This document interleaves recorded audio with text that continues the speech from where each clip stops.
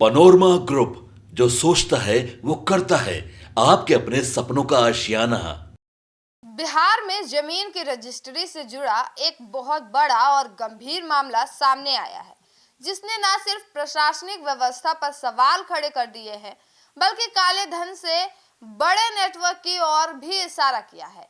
उत्तर बिहार के कई जिलों में जमीन की रजिस्ट्री का करीब 95% लेन देन कैश में हो रहा है।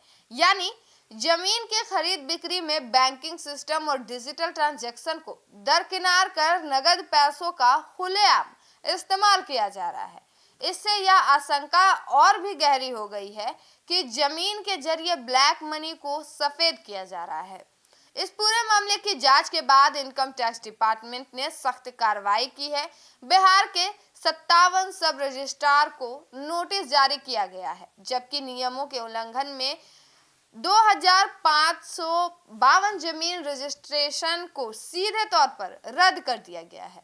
सूत्रों के अनुसार जमीन रजिस्ट्री की प्रक्रिया में सुप्रीम कोर्ट की गाइडलाइन को खुलेआम उल्लंघन किया गया है। कई मामलों में ना तो पैन कार्ड लिया गया और ना ही फॉर्म 60 का सही तरीके से इस्तेमाल किया गया। नतीजा यह हुआ कि इनकम टैक्स विभाग को असल खरीदार और विक्रेता के लेन देन की कोई पुख्ता जानकारी ही नहीं मिल पाई। यही नहीं, इस खामी को फायदा उठाकर ब्लैक मनी को जमीन के कारोबार में खपाने का रास्ता तैयार किया गया। विशेषज्ञों का कहना है कि जिन लोगों के पास पैन कार्ड नहीं था, उन्होंने फॉर्म 60 का गलत या अधूरा इस्तेमाल किया, जबकि नियम यह कहता है कि फॉर्म 60 भरते समय खरीदार की पूरी जानकारी देना अनिवार्य है।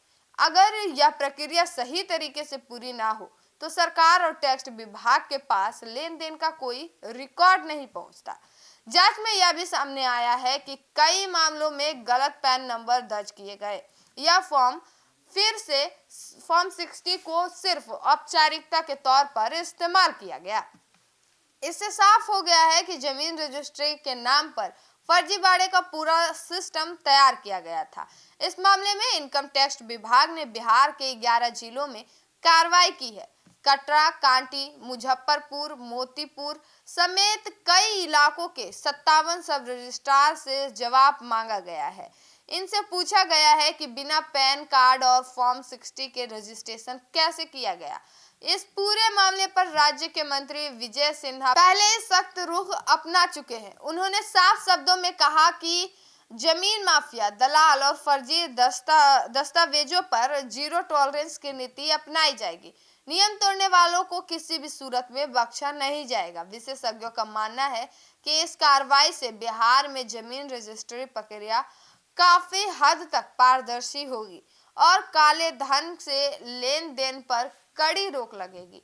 नोटिस जारी होने के बाद कई सब रजिस्ट्रार अब सतर्क हो गए हैं और रजिस्ट्री के दौरान नियमों का सख्ती से पालन शुरू कर दिया है।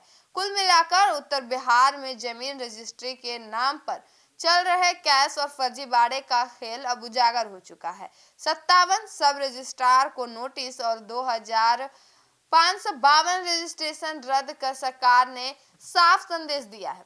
अब जमीन के रास्ते काले धन की एंट्री नहीं चलेगी। Bureau report, city post live.